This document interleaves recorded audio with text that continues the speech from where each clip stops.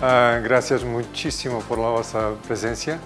La primera palabra que yo tengo que tener con vosotros es perdón mi castellano. Yo voy a intentar lo mejor que puedo hablar y ser comprendido, pero mi lengua oficial es el portugués. Ya hablo también inglés, pero el español, el castellano, tengo algunas dificultades, estoy intentando lo mejor que consigo ser comprendido. Espero sinceramente que me posáis comprender y que me perdonéis si acaso doy tiros al... La dramaturgia puede ser un montón de cosas, puede ser escribir un guión, escribir una pieza, pieza de teatro, puede ser dirigirla,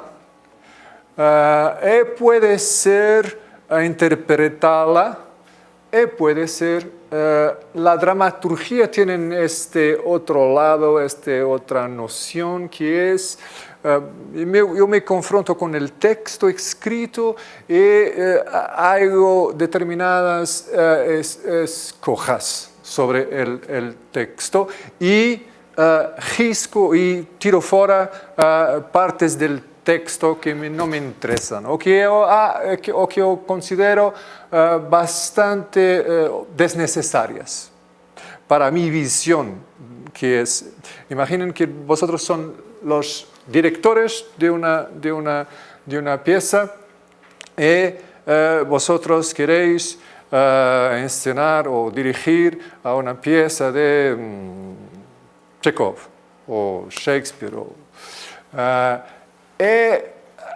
Claro, vuestra compañía es muy reducida, las condiciones técnicas que vosotros tienen pueden ser las mejores, entonces vosotros van a hacer ciertas modificaciones, alteraciones sobre el texto. Vosotros quieren encurtar una pieza de 4 horas para 2 horas, en eso se llama hacer la dramaturgia en el sentido que yo voy a cortar partes del texto. Esto es muy importante porque nos lleva para una dimensión en que el director es un autor. Esa parte esa dimensión en que un director se transforma en el autor es muy cuestionable porque nos podremos tener diferentes niveles de aproximación sobre un texto. Cuando yo voy a asistir a una pieza de un determinado autor y director, yo voy con expectativas. Si yo conozco, por ejemplo, los textos, yo voy a pensar que el texto va a ser sagrado, va a ser intocable. Pero cuando me confronto con determinadas suturas, determinados cortes por ese director, muchas veces me escandalizo. Pero ¿quién es el director para jugar el lugar de autor del texto? Pero un director tiene este privilegio de hacer escolas, de decir mi idea sobre este texto es esta y yo quiero que ese texto se pueda, así decir, ser más parecido conmigo do que yo propio con el texto. O que es un poco polémico esa idea. Mas yo quería también preguntaros qué tipo de experiencia que vosotros tenéis con el teatro. El teatro me frustró en algunos aspectos y yo me di cuenta que el cine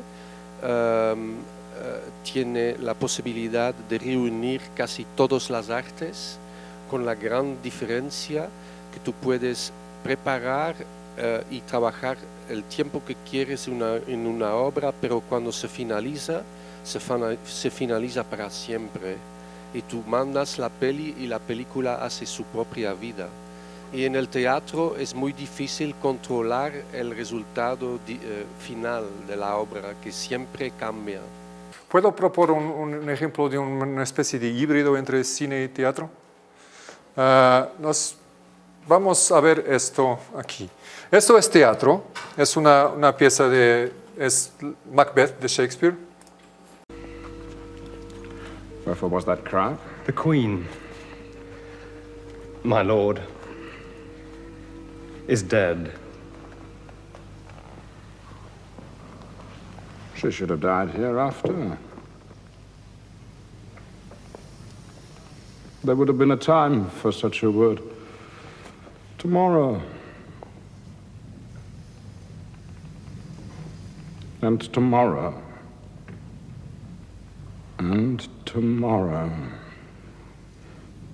creeps in this petty pace from day to the last syllable of recorded time.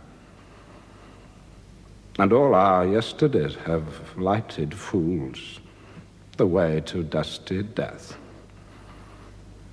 Out, out, brief candle. Life is but a walking shadow. A poor player that struts and frets his hour upon the stage. And then is heard no more. It is a tale told by an idiot, full of sound and fury,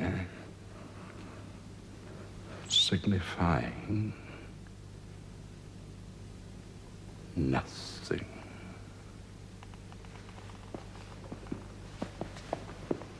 Esto. No tenemos que... Bueno, ven, él es en un momento en que le recibe noticias que su mujer está muerta.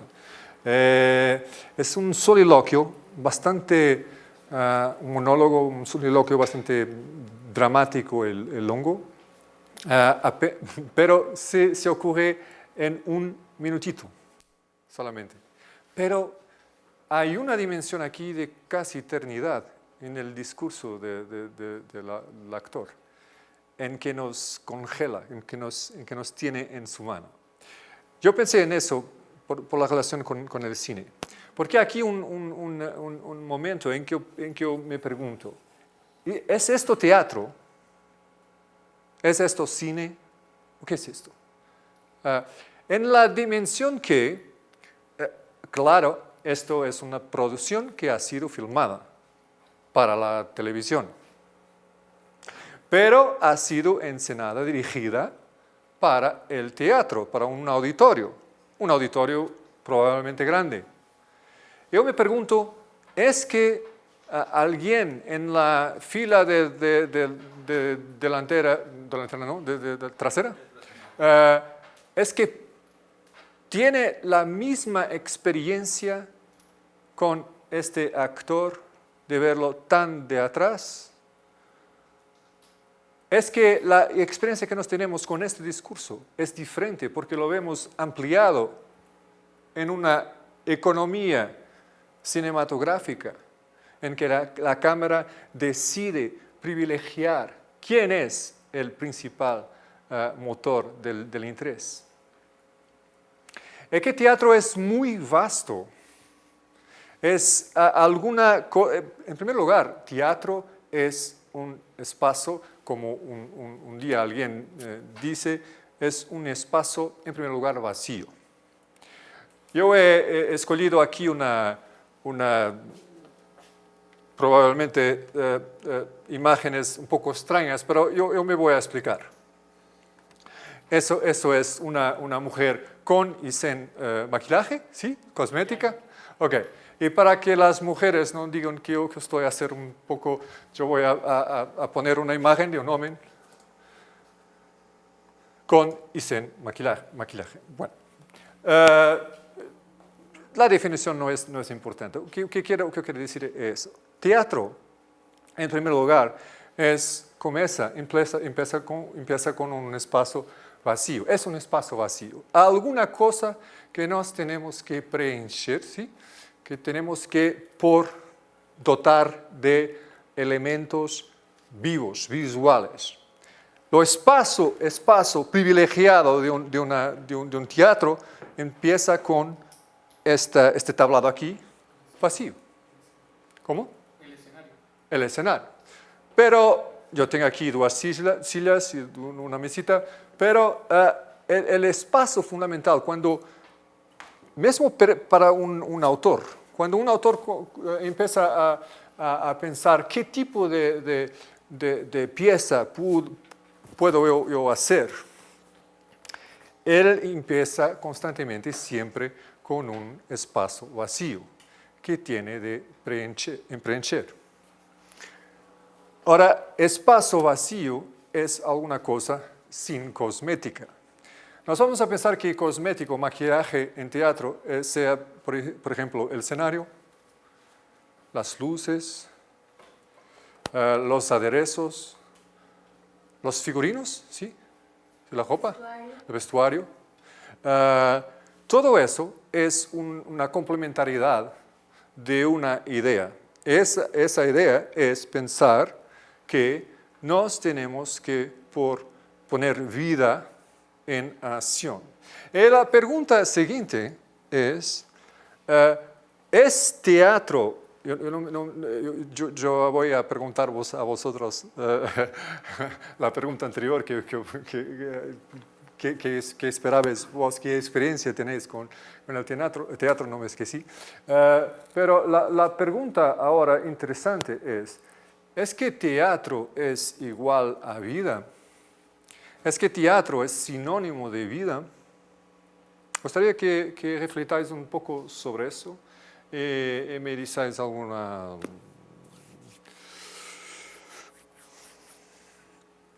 Es que cuando vamos a teatro, ¿qué vamos a procurar cuando vamos a teatro? ¿Qué procuramos? En principio vamos a buscar una experiencia aparentemente parecida con nosotros. Una experiencia que nos podamos identificar, localizar, comprender. Pero ¿será que nos vamos buscando a la vida en el teatro? ¿O será que teatro es una otra cosa?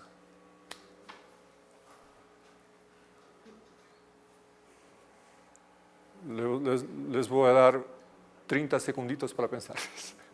O dos. Todo en la dramaturgia está basado en la poética de Aristóteles. Aristóteles ya dijo que todo drama viene de conflicto, obstáculos, y todo personaje en un drama tiene que evoluir, no puede quedarse igual como el inicio de la obra. Entonces, mi opinión, la vida no es como el teatro, porque en la vida no es necesario cambiarte. Tal vez en contrario, si tú te casas con alguien, estás casado con alguien, a veces toda tu vida se queda igual y ustedes son felices, muy bueno. Pero cada persona, por medio de empatía, de identificándose con el protagonista, se identifica y compara su vida a la obra. Entonces, con certeza hay un vínculo, pero no es igual. Pero es que podamos decir que en vez de teatro ser igual a la vida, ¿será que podemos decir que teatro es igual a una imitación de vida? Es que podremos decir esto. ¿Por qué? Yo quiero escucharlos. ¿Cuál es la razón que nos lleva a ir al teatro? Porque nos parece un poco arqueológico esto de teatro. Parece un poco de otro tiempo. Pero, ¿qué es esta energía, esta fuerza, este motor que nos lleva a este interés por lo teatro? Es un poco bizarro. Yo pienso que ese espacio nos puede brindar la oportunidad de comunicarnos de muchísimas maneras. Y no tenemos todos que ser ni actores, ni escritores, ni dramaturgos, pero ese espacio vacío creo que nos invita, si no lo miramos desde lo técnico, nos invita a decir algo. Y en ese espacio cabemos absolutamente todos. Y en el teatro contemporáneo, por ejemplo, se cumple también en este momento una misión no solamente como artistas, sino desde lo social, ¿no? Podemos decir muchísimas cosas de acuerdo a lo que nuestro entorno nos está retroalimentando constantemente y nos está confrontando.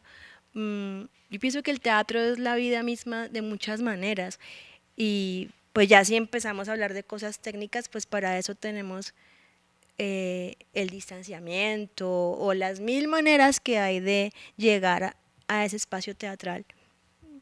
Hablaste de teatro contemporáneo. ¿Por qué dijiste contemporáneo? Porque es interesante, tienes adjetivado el término.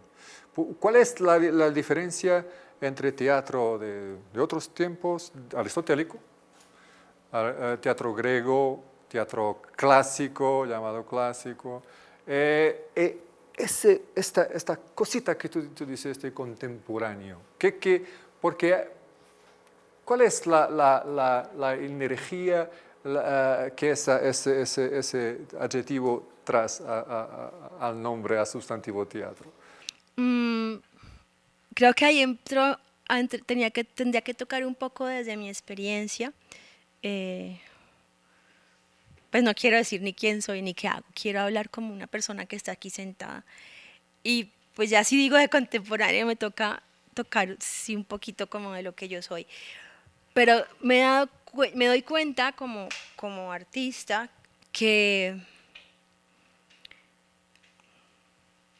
todo tiene sus etapas. Y en este momento, como la música, hubo unos periodos. Y en este momento nosotros, como individuos, como artistas, como lo que seamos, creo que tenemos una oportunidad maravillosa. Hay muchos recursos y muchas herramientas para comunicar. Y si hablamos del teatro contemporáneo, yo creo que el teatro contemporáneo toca muchísimo en este momento todo el movimiento que hay desde lo social en muchos aspectos y puede incluir además muchos otros recursos, cuales pues se integran muchísimos elementos, desde lo musical, lo audiovisual, todo se vuelve como un movimiento muy plástico dentro de ese espacio aparentemente vacío.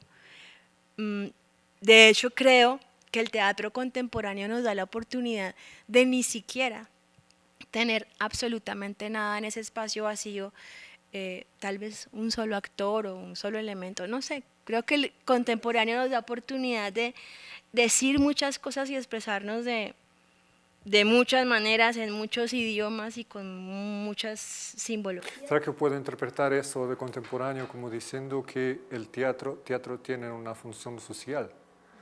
Una función de adresar a alguien algún mensaje. ¿Será que el teatro es un interventor social?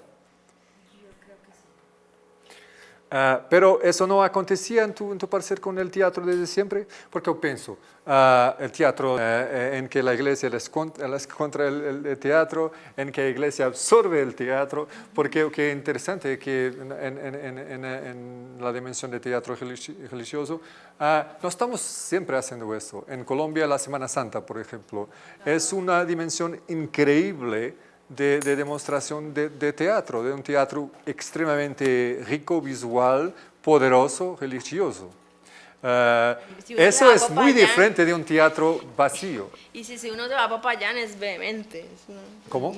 En Popayán, si Ah. uno va, por ejemplo, y ve las procesiones que hay en Popayán, sea católico o no, es algo que toca mucho, ¿no?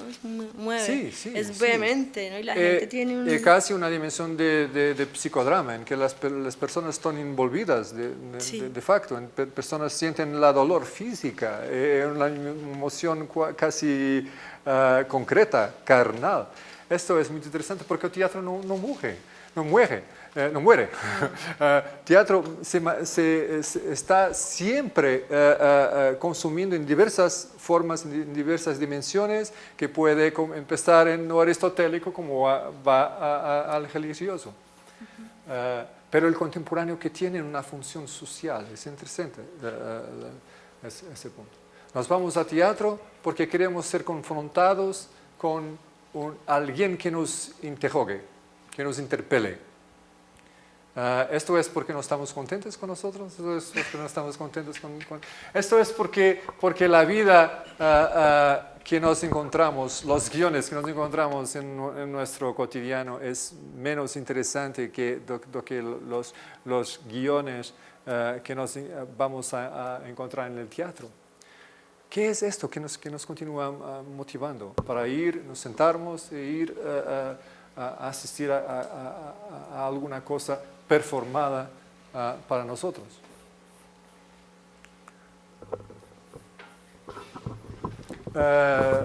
Sí.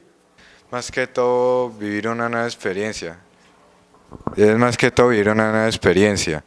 Que al ver una obra de teatro, pues crear una nueva vida, nuevas experiencias sin realmente vivirlas, pero que eso mentalmente te cambie. Y por una hora viendo una obra de teatro te pueda cambiar sin haber realmente vivido algo en la vida real. Por tanto, tú ves que tú sientes que al salir de una pieza de teatro, tú sientes un cambio en ti. Ese que es el objetivo al escribir toda obra, que alguna persona o muchas personas haber visto esa experiencia que tú relatas, la cambia de alguna manera. ¿Ves que la experiencia es aburrimiento? Es tedio. Aburrimiento, ¿cierto? Porque teatro puede ser aburrido, ¿o no? Puede ser entediante. Puede ser muy aburrido también. Eso es un peligro en el teatro. Y es, por ventura, lo principal peligro del teatro. Probablemente como ninguna otra arte escénica. La ópera, un concierto, un film, yo creo un libro, un concierto. Yo creo que el teatro es la arte que corre más riesgos de desapontar una persona. Eso es el problema, porque el teatro, en cierto sentido, visa una construcción.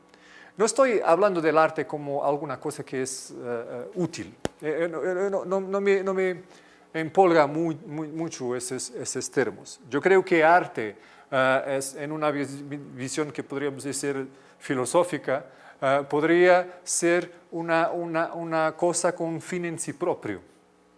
Podría ser una cosa con un consumo en sí propio. Pero es que existe en esta arte, paralelamente, esta experiencia de que alguien se siente motivado, desafiado y cambiado cuando va a teatro. Pero ni siempre teatro nos modifica, nos cambia. Muchas veces se instala un cierto tedio, aburrimiento, como he hablado. Esto es un peligro. Esto explica la extraordinaria dificultad de un autor. Probablemente escribir para teatro es una de las cosas más difíciles que puede haber. Mi experiencia principal es como poeta. Pero yo he escrito, yo colaboro con el Teatro Nacional en mi país. Yo traduzco teatro, traducí un montón de piezas.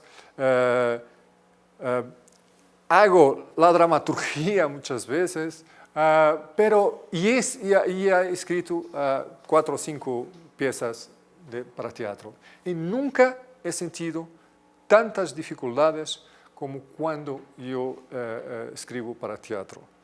Porque teatro tú tienes que ser un poco loco, en la medida en que tienes que te deslocar de ti mismo, porque un autor es un vaso, como un vaso de agua, pero un vaso celado. Yo tengo mis experiencias, mi vida, mi concepción sobre las cosas. Por tanto, mi imaginación es de algún modo adstrita o limitada, o tiene esto como orilla. Yo no consigo trascender, porque el teatro necesita que tú te trascendas. Te salgas de ti propio y empiezas a pensar no probablemente en una, que puede ser una persona, puede ser un monólogo, pero probablemente no te vas a querer oír siempre ese monólogo de ti propio. Por tanto, tú precisas de incluir al otro. Y después probablemente a un tercero y a un cuarto. Y después precisas de poner a cada uno necesita de ser caracterizado con experiencias, con pensamiento, con decisiones, con modos de ser que no son los tuyos. Que apenas con muy esfuerzo nos podemos pensar, este va a tener este hábito, va a ser arrogante o va a ser envidioso. Este otro va a ser importante para mi situación, para mi enredo, porque va a infundir los otros con amor, con misericordia, va a ser un pacifista. Pero el otro va a poner el enredo a andar porque tiene de súbito una noticia mala para dar a un deles. Esto es muy difícil de arquitectar. Esto es un edificio, una casa muy difícil de sustentar. Porque ainda por cima todas las situaciones tienen que coexistir en el mismo espacio. El mismo espacio va a abrigar, y no tenemos aquí raccords, no tenemos aquí cortes, suturas. Nos tenemos un espacio que va a servir para muchas personalidades se interpelaren y se encontraren. Así, pero yo quería oír una otra persona. ¿Qué es otra persona que puede compartir su propia experiencia con teatro? ¿Cuáles son los intereses de teatro? ¿Cuál es tu experiencia? ¿Puedo te oír a ti? Okay.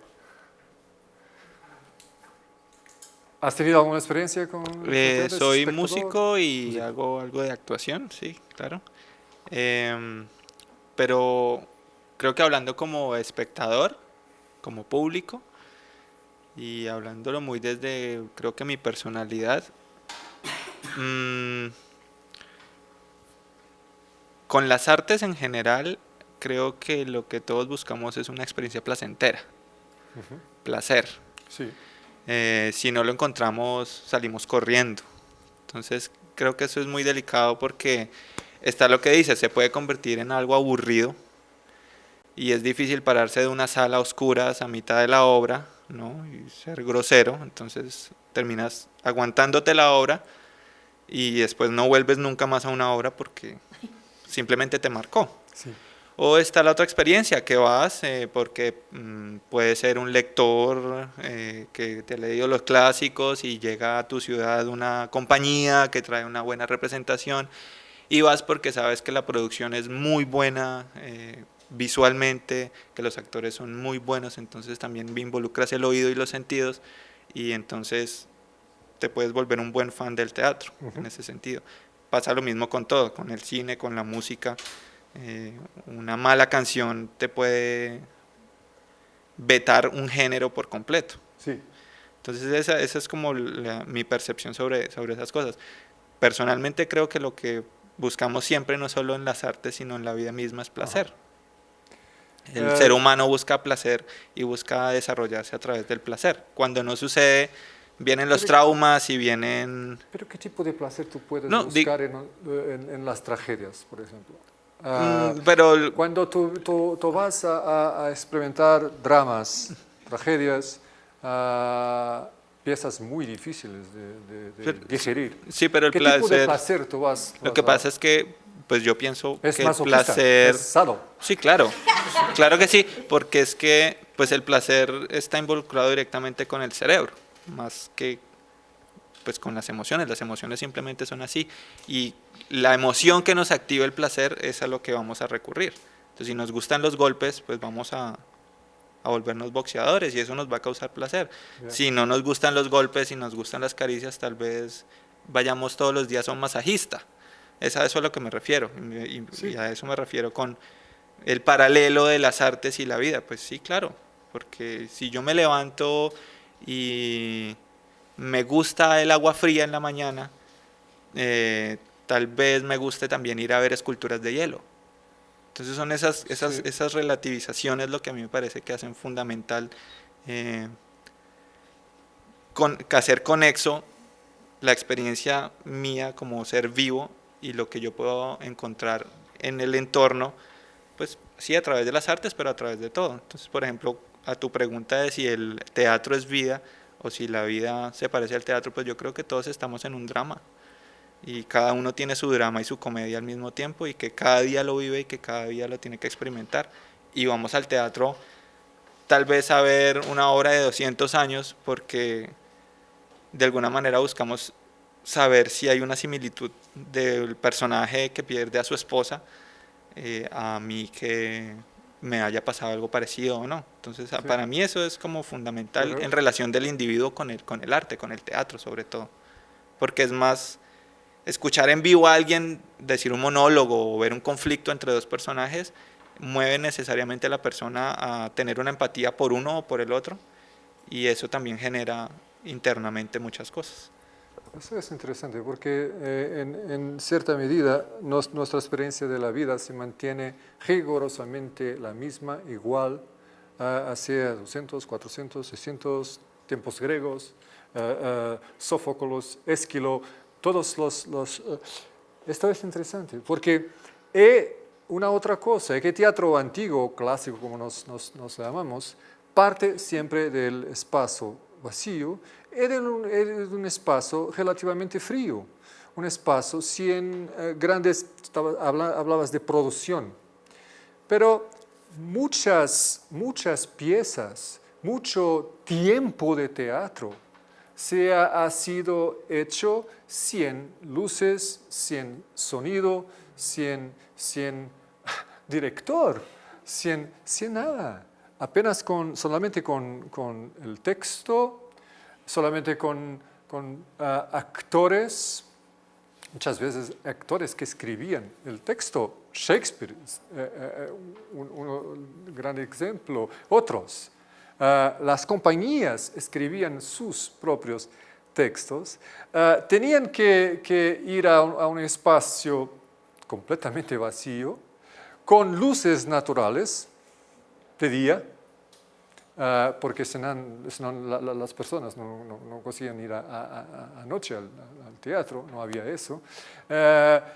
El ruido del público, todo eso era increíble. Nos tenemos que pensar que algo de formidable, de inimaginable, de grande, potente en el texto, que permite que 2, 3, 4 personas puedan estar en un espacio sin grandes aderezos, sin grandes momentos de magia visual y captar el público. Es decir, esto no es aburrido, esto me cambia, esta producción tan carnal me interpela, me habla conmigo. Es un tipo de vida, pero no es vida, no es mi vida, no es... el placer es interesante. Cuando estábamos hablando del teatro religioso, es muchas veces nos pensamos en estos mártires de imitación. Mártires que van por las ceremonias religiosas y se autoinfligen y sufren horrores con eso. Pero de aquí se extrae, yo pienso, de aquí ellos extraen una dosis, un elemento de placer. De placer porque imitan probablemente lo máximo ejemplo que es Cristo, por ejemplo. Por alguna razón, en el teatro vamos a tirar placer de ver cosas que imitan nuestros sufrimientos. Es un poquito como ir al psiquiatra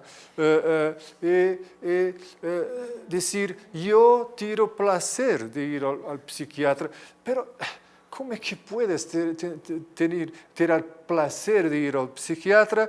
Porque es una cuestión de tú estás exponiendo tus propios sufrimientos, tus propios dramas. ¿Cómo es eso posible? ¿Cómo es posible de tirar placer de los sufrimientos? Esta relación un poquito masoquista, pero es esto que se pasa en cierta medida con el teatro. Cuando no somos espectadores, no estamos compartiendo una experiencia con 1, 2, 3, 4 o más actores. Nos hablamos de 3 paredes. Teatro tiene 3 paredes y tienen el palco. El palco. Pero yo creo que si nos pensamos que hay un personaje y después se confronta con un otro personaje, ahí yo creo que el espectador es la tercera pared, en un sentido en que esa persona es fundamental para aquello que se está pasando en la pieza.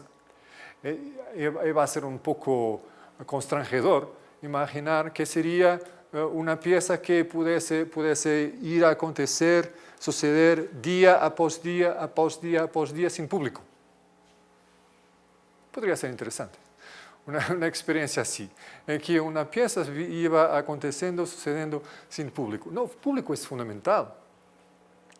Aunque va a ser fundamental claro, para todas las artes. Nos podemos pensar el cine.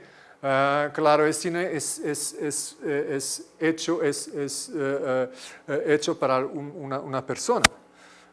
Esa persona va a ser un crítico, va a ser un espectador de mi arte. Sin público no iba a haber nada de eso. Ahora, una pieza interesante. Esto es... voy apenas a desarrollar, a poner esto un minutito, 2. Esta pieza es 6 personajes en búsqueda de autor, de un autor llamado Luigi Pirandello. Venimos en busca de un autor. Bien, del que sea, señor. Mire, aquí no hay ningún autor. No estamos ensayando ninguna comedia. Mucho mejor. Mucho mejor entonces, señor. Nosotros podríamos ser nueva comedia. Bueno, pero si no hay autor, a menos que usted quiera serlo, por supuesto. Qué pena que se burlen de esa manera, porque llevamos en nosotros, repito, un drama doloroso. Como pueden deducir al ver a esta mujer vestida de luto.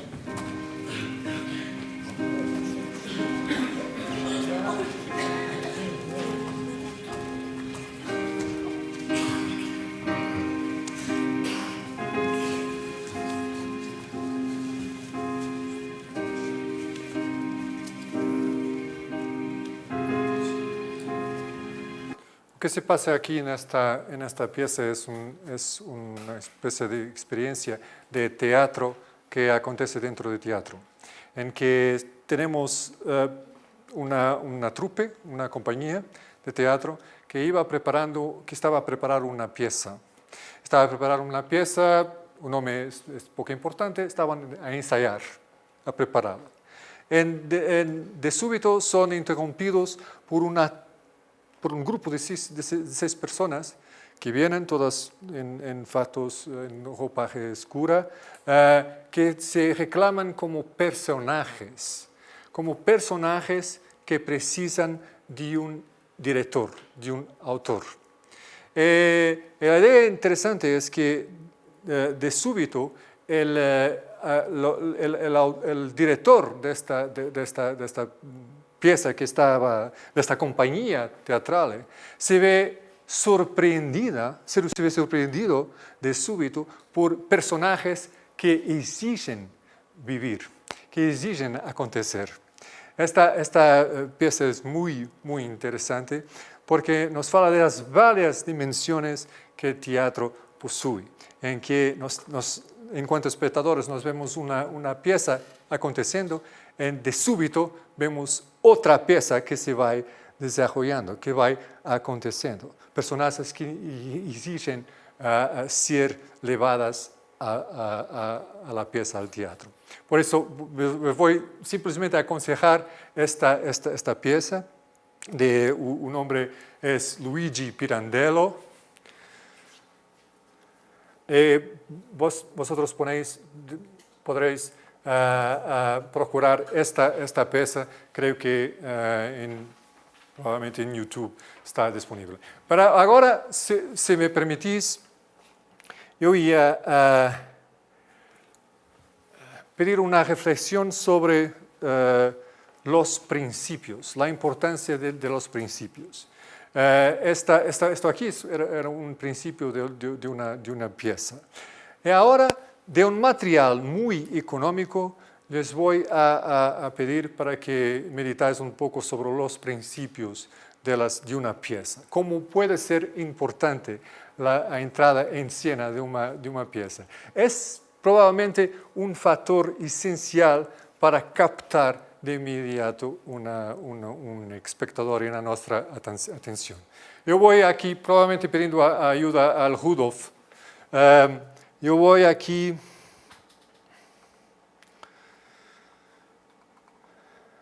por aquí una... Disculpa, sí. Cuando dices principios, relacionado a inicio. A inicio, disculpa, perdón. Sí, estaba queriendo decir inicio. Aquí estaba pensando en una pieza que tiene, su autor tiene de los inicios más fantásticos de teatro, es Shakespeare. Esta pieza que es muy longa, es Hamlet, tiene aparentemente un inicio poco entusiasmante, si olemos, pero nos vamos a percibir que su autor empieza el texto sobrevitaminándole. Es como que le dio una fuerza, una energía, aparentemente sobre la banalidad, le dio una energía muy importante y que agarra totalmente al espectador. Este es el inicio. Yo tengo aquí en inglés de Shakespeare, en una traducción de inglés de Shakespeare. Yo no sé si vosotros podréis comprender Nos tenemos dos centinelas, ¿sí? Dos guardas, ¿ok? Están en un castelo, en un palacio. Son dos centinelas, los nombres son Bernardo y Francisco. Entonces, Bernardo empieza preguntando quién está ahí. Rodolfo, ¿quieres? ¿Quién sea? Sí. El Francisco después dice. ¿Quién eres? ¿Quién eres? Para identificar a ti, identifícate. Sí. Después el otro dice. Viva el rey. Vive el rey. Este es Bernardo. Sí. El Bernardo responde. Sí, es verdad. Sí. Llegaste en tiempo, exactamente en tiempo. Llegaste exactamente en tiempo, sí. El Después, reloj es tocando 12 horas. ¿las 12? Sí. Va para la casa para dormir, Sí. Francisco, para la cama. Gracias para dejarme irme. Hace muy frío aquí y soy deprimido. Sí. Vamos a parar aquí un poquito. Parece el inicio de Hamlet. ¿Ok? Parece una cosa extremadamente banal este inicio. ¿Quién está ahí? ¿Sí? No, ¿quién está ahí? ¿Quién es tú? Para identificarte. Saludo al rey. ¿Es tú, Bernardo? ¿Es Bernardo? Sí, soy yo. Llegaste a horas, a tiempo. Extraño.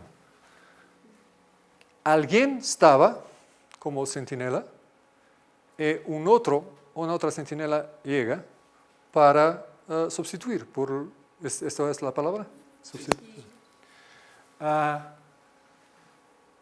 Reparen en nuestra experiencia como espectadores. No estamos probablemente aquí en 1600, estamos a tener una experiencia que podríamos tenerla igual en teatro de nuestros días.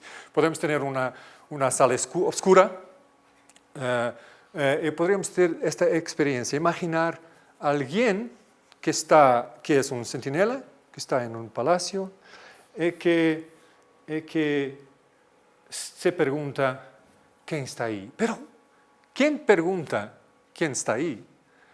No es el centinela que estaba de guarda, pero los centinela que está llegando. En este único pormenor, nos tenemos un montón de diferencia. Normalmente teníamos la expectativa que un centinela que está en guarda a oír, a escuchar cualquier cosa, un ruido, va a decir, "Who's there?" ¿Quién está ahí? Porque la noche, porque está todo oscuro, yo no consigo ver, y pregunto naturalmente, ¿quién está ahí? ¿Ok? Puedo tirar la espada. Pero ¿quién pregunta esto? Extrañamente, es quien llega. ¿Por qué? Pero eso no es normal. Esto no es la orden natural de las cosas. ¿Por qué? Probablemente el autor quiso nos dar una emoción en el primer momento de la pieza. Está a decir, el ambiente está tan frío, tan sinistro, tan está tan terror en la mente de los personajes que infunde miedo con esta pregunta, porque es aquel que sabe para dónde viene, que pregunta a quien están, al centinela que ya está allá, ¿quién es tú? Ahora, Bernardo debía saber que sería Francisco a estar allí y no sería necesario preguntar, porque él sabe que viene a sustituirlo. Pero con esta pregunta, él dice-nos, muéstranos terror, muéstranos miedo, muéstranos que alguna cosa está en su espíritu. Apenas con una pregunta que está diferente, que viene de una otra persona, de una otra personaje, que no a personaje que no estábamos a esperar que pudiese decir esto. Y después, claro, los centinela presume que la pregunta se compete a sí propio. No es tú que tienes que preguntar, soy yo. Stop. Para, ¿quién es tú? Él le identifica. Long live the king. Viva el rey. ¿Es tú, Bernardo? Reparen, es una troca completamente económica de frases. Es un tenis de mesa, es ping pong. Uno dice esto, pa, y otro dice esto, pa, y otro responde con esto, pa. Y de estas pequeñas sílabas se produce un movimiento increíble, bastante económico, pendular, y que por cima se nos aterroriza. Porque no estamos viendo bien las cosas. ¿Quién es uno? ¿Quién es el otro? Ellos propios, los personajes, son ellos propios extrañas así a una y a la otra. No están comprendiendo quién es uno, quién es otro. Es un grande momento de sinistro, de terror que está delante de nuestros ojos. Sí, soy yo, dice Bernardo. Tú vienes justo a tiempo. Si viene justo a tiempo, ¿cuál es el motivo del miedo? Es una otra garantía de que todo está bien, Bernardo llega a tiempo, Francisco está a tiempo allí, todo bien. Pero a cualquier cosa en el espíritu de Bernardo que no va bien. Él responde que las horas son las 12. Váyate para casa, Francisco. Y él agradece por ir por la casa. Gracias, grato por dejarme ir. Está muy frío y yo estoy deprimido.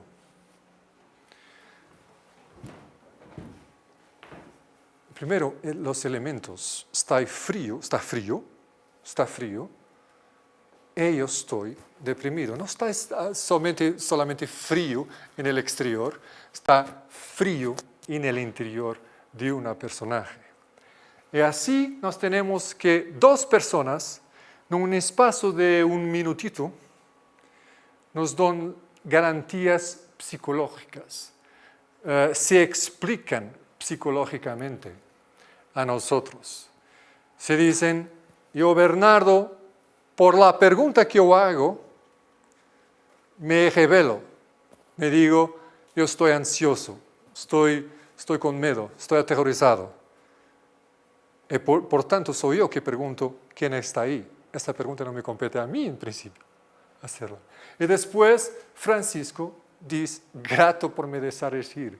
Un centinela que se muestra agradecido, grato, porque el otro bien sustituirlo, y un centinela que está deprimido, en principio no es un buen estado de espíritu para un centinela, estar deprimido.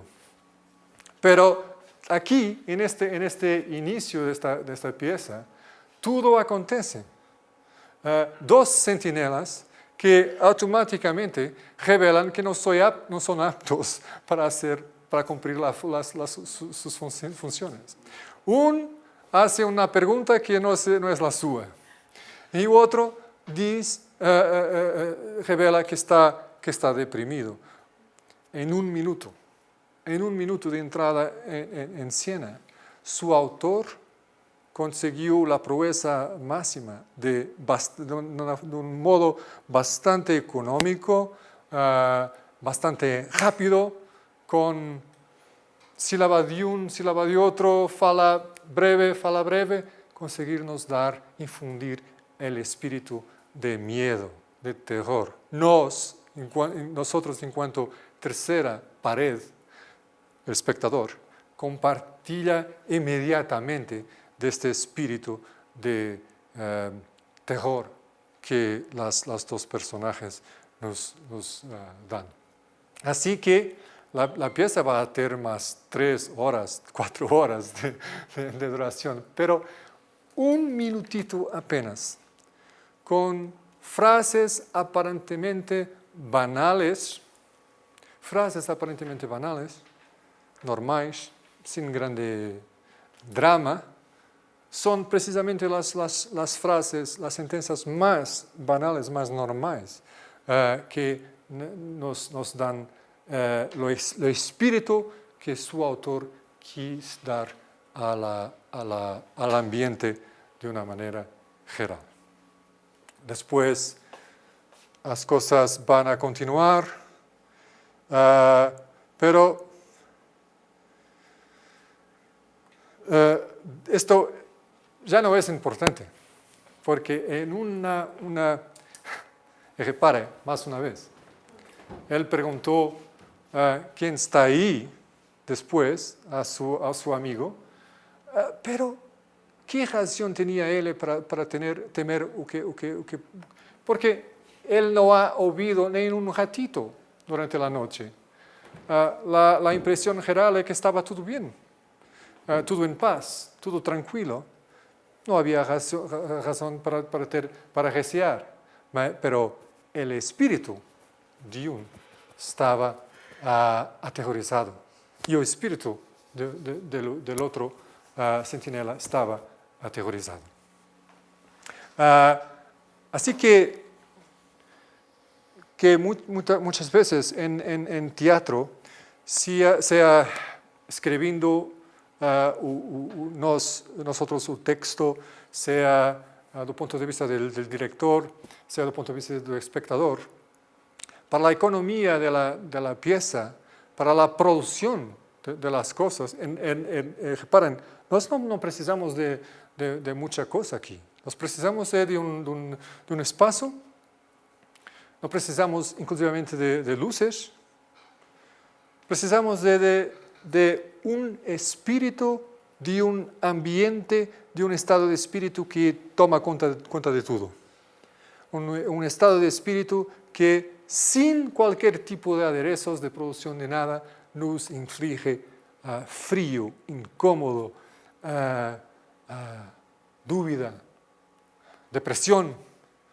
Todo esto en apenas una página, en una hoja, en un minutito de teatro, con personajes que probablemente no son las más importantes, pero son las decisivas para infligir inmediatamente un estado de espíritu al espectador. Yo tengo la certeza que después de abrir con este inicio la pieza, muy difícilmente alguien se va a sentir aburrido o entediado o dudando de que la pieza puede ser mala o buena. Pero esa otra preguntita antes que nos podamos ir. ¿Es que hay alguna pieza, algún autor que vosotros diréis es imposible las cosas se pasaren mal con él? ¿Es imposible que alguien le dirija mal esta pieza? O por lo contrario, mesmo un Shakespeare, un un cualquier, es que el director, es que las condiciones, es que los actores, ¿será posible que los puedan determinar la cualidad o no del texto, de la representación de la pieza? ¿Qué pensáis?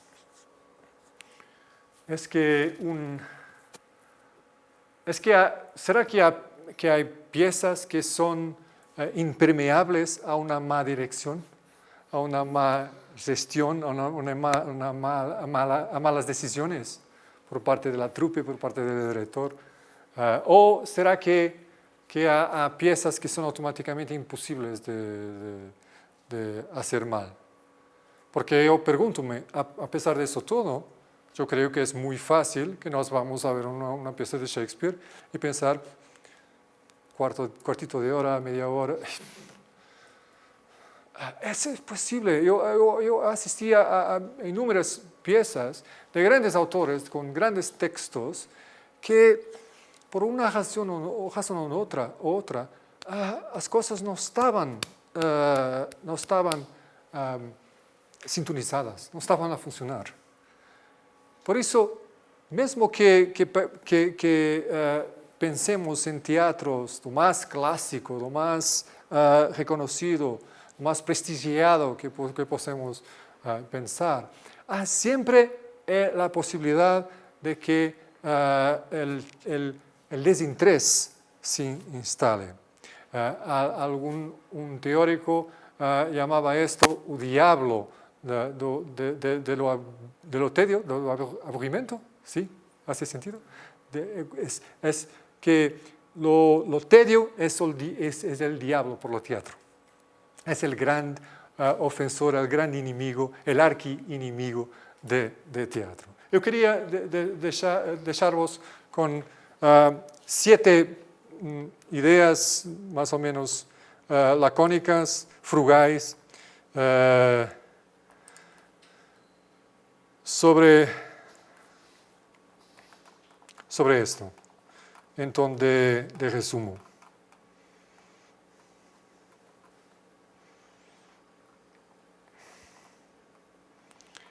La primera, como empezamos por decir, yo aquí intenté encontrar la traducción en español, es la idea del espacio vacío. Cuando nos tenemos que un hombre camina por ese espacio vacío mientras otro lo observa, todo eso es todo lo que precisamos, todo lo que necesitamos para que un acto teatral se establezca. Yo puedo pensar que yo voy a caminar aquí, yo mudo esta silla de lugar en un sitio a que denominamos, en que todos pensamos que se llama una pieza de teatro. Nos entramos, nos sentamos, vamos a asistir a una pieza de teatro. Si yo empiezo nuestra experiencia juntos. Por eso, de venir aquí a un palco, a un espacio vacío, de hacer esto a una silla, yo estoy a empezar algo. Yo estoy a establecer algo. Yo estoy a imprimir cualquier cosa, cualquier movimiento en un espacio que era vacío antes de mi entrada, pero que se empezó a infundir de vida, de decisiones.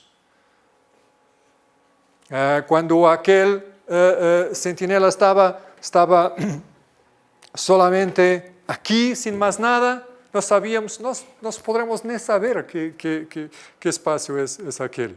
Basta que los personajes nos transmitan una idea de qué espacio es. Y por las palabras de Bernardo y por las palabras de Francisco, nos ficamos con la noción exacta que este espacio se decidió, se convencionó llamar de palacio. Mesmo que el espacio sea completamente vacío, sin cualquier tipo de escenario, sin cualquier tipo de aderezo. Bastaron las palabras de Francisco y de Bernardo para decir, para convencionar que este espacio se llama palacio.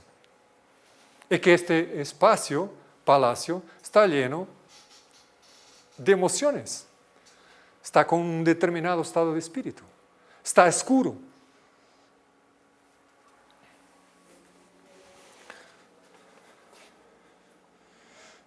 Claro que nos tenemos que compartir una realidad, un espacio. Este espacio vacío, si fuese solamente vacío, no era posible de compartirlo, pero nos compartíamos el espacio. Era un mismo espacio vacío o lleno que se va hinchando para todos los espectadores, todos los presentes.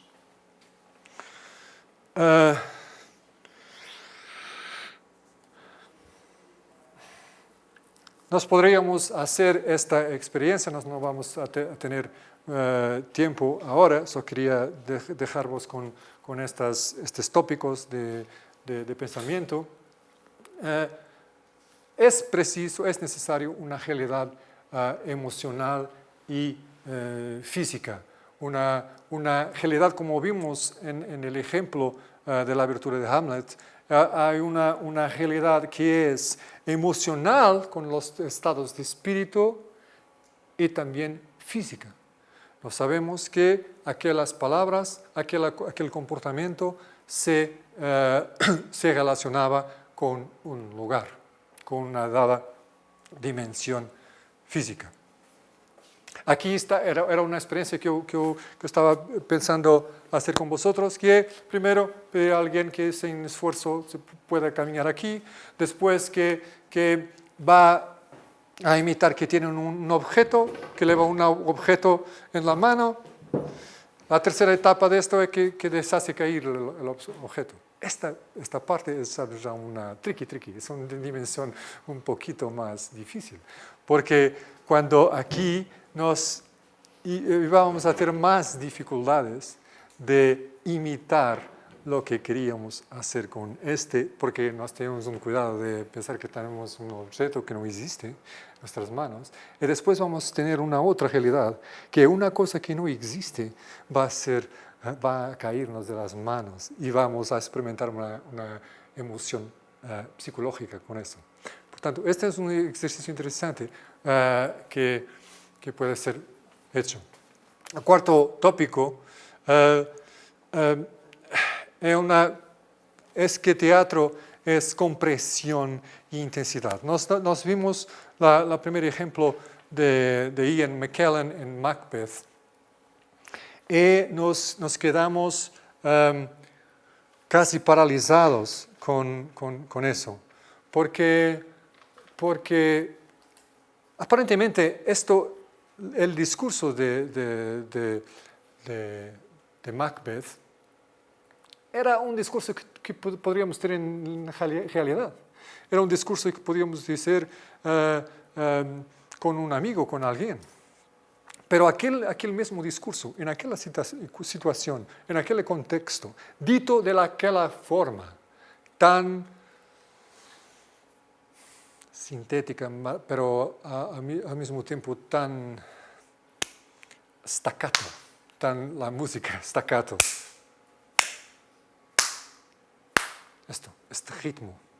Este ritmo encantatorio, la observación de los ojos.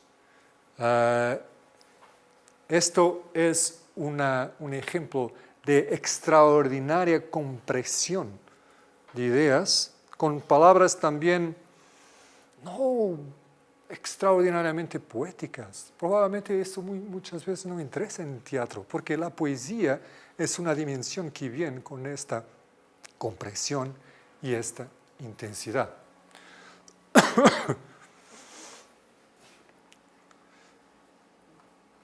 Después, aquí lo que yo pienso que puede ser la chispa de vida, porque nos podemos tener la impresión y decidir que teatro no es vida, pero es una imitación de vida. Pero si esa chispa de vida, si este lume, esta luz de vida falta a teatro, nos va a desinteresar, nos va a entediar, nos va a aburrir, porque decidimos que esto no es parecido conmigo, esto no es parecido con aquilo que yo imagino que sea aquilo que estoy viendo. Esto le falta alguna cosa. En esto, mismo en el silencio, nos podemos pensar que esto es extraordinario. ¡Qué silencio! ¡Qué silencio maravilloso! Nos podemos considerar que el silencio es una dimensión increíble de teatro. No precisamos de estar vitaminando, inyectando siempre palabras. El silencio es muy importante. En el ejemplo de Ian McKellen en Macbeth, cuando él le va a decir, murió. Noten, hay música aquí, en este discurso. Después nos hablamos de la cosmética, de la maquillaje. Yo considero que el nombre apropiado sería la falacia de la cosmética, porque podremos tener la misma pieza. Ella va a funcionar probablemente mejor sin grandes aderezos, sin grande maquillaje, sin gran cosmética, solamente porque nos hicimos las decisiones más acertadas por ventura. Solamente porque el actor es un actor que nos convence. Porque podemos tener grandes actores que no son convincentes. Muchas veces los actores están muy preocupados con cuestiones técnicas, con saber si están siendo legíveis o audibles. Los actores muchas veces hacen sobreposición casi técnica de cosas, simplemente porque están tan convencidos que todo es un problema técnico. Pero muchas veces un actor menor, llamado menor o amador, es cuantas veces superior, mismo en papeles, en personajes grandes muchas veces. El problema de cosmética, podemos denominarla el problema técnico, la falacia de la técnica. Y finalmente la tercera pared, que es una cosa que ya hablamos, que el teatro empieza cuando dos personas se encuentran, pero ese encuentro necesita de un otro.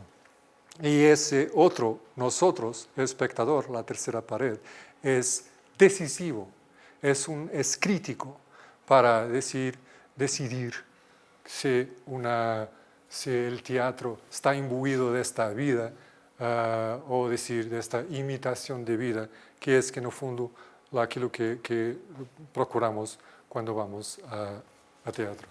Yo espero que estas reflexiones tenían ayudado. Pienso que nos podemos quedar hoy por aquí. Yo agradezco mucho vuestra presencia y vuestra tolerancia por mi español tan mal hecho. Gracias por vuestra presencia. Espero veros un día en el futuro. Gracias.